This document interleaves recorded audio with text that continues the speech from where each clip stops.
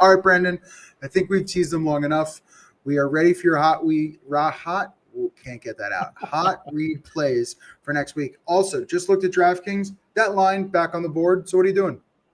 Yeah, we're going to a team that just finished playing. We're going to take the Lions all the way to Monday night next week. Lions home against the Buccaneers, 5.5 right now at DraftKings. Give me Detroit football.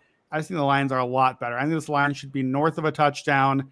The Bucs still have a ton of injuries. We've talked a lot about both these teams at the top, but offensive line possibly missing all three receivers if Egbuka is out.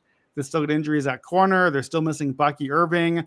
Detroit is missing its top two corners. That was part of the cap in this game tonight, but no corners, no receivers. Maybe fair there, but Detroit, I think, probably gets Aleem McNeil back for this game. That's big for them. That's really big. And maybe Taylor Decker on the line as well. So injuries favoring to Detroit here. Detroit is just so good, man. We saw them tonight, how good they looked. Entering the weekend by DVOA, they were top 5 at pretty much everything.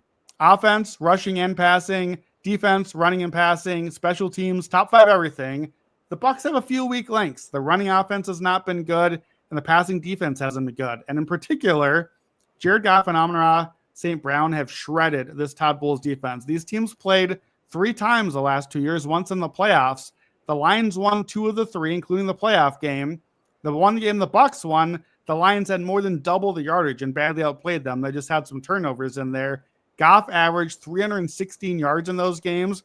Amon-Ra St. Brown averaged 10 catches for 107 yards. So we might be coming back to this one next week on the best bets for a few props as well.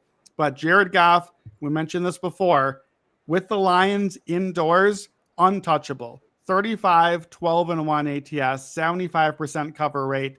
This guy is a cover machine. This is a spot you want him. It's a spot you want the Lions coming off the loss now to go get the win and not fall too far behind the Bucs on the top of the NFC.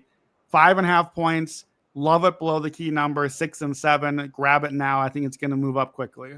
Yeah, I'll have the updated numbers in my article this week, but I believe the Lions have covered like 9 straight or something like that off of a loss. So decent spot there. And if you want to know the look ahead on that game, 3.5 for Detroit, 49.5, total up to 53.5. Just for fun purposes, I kind of hope it gets to the 54 and up because that game could have a ton of points and should be awesome. All right. Your other game, not so awesome. So what are you doing in this second one? Not so awesome. Probably not a ton of points either. This is a pick on principle. I've teased this one a couple of times. The Jets are favored next week as an 0-6 team that just had negative passing yards and most importantly is coming home from London without a bye week, winless, and they're favored on principle. Panthers money line. It's an even plus 100 out there. You mentioned the Giants from 2013 as the last winless team favored this late in the season.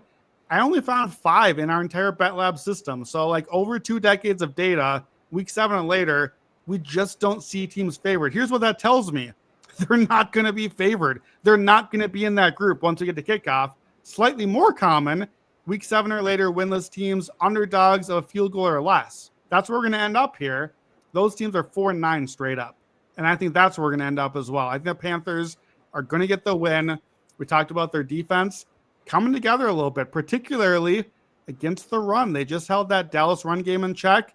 It's all you need to do against the Jets. They can't pass. If you can hold the run in check, you're going to be in good shape. And I think maybe we have to come back for Ted McMillan as well. Jets number 32 pass defense, DVOA, could be another setup for Carolina's passing attack. Look, we made some money today on the Jets and on Ted McMillan. So let's just put some of this, roll it over into Panthers money line. Who can't just wait till ending at midnight or 1 a.m. East Coast to jump on a Panthers money line and pick to end a long podcast? Plus 100. I think worst case scenario, if we change our mind, I think the Panthers end up minus something on the money line, and we can now just kind of play the Jets on both sides and get out of here with something. So I on principle, come on, don't let the Jets be favored. What are we doing? Panthers Island maybe for just 1 week. We bring a raft. Once. It's one bet. And then as soon as the game ends, everyone get off the island as soon as Parachute possible. in and bring your Take life your money, raft with go you. to the bank, make sure it's like stealing money from a baby. Okay, again, if you want to tell Brandon's hot read, find the Quick Slip link in the podcast and video description or go to actionnetwork.com/bet now.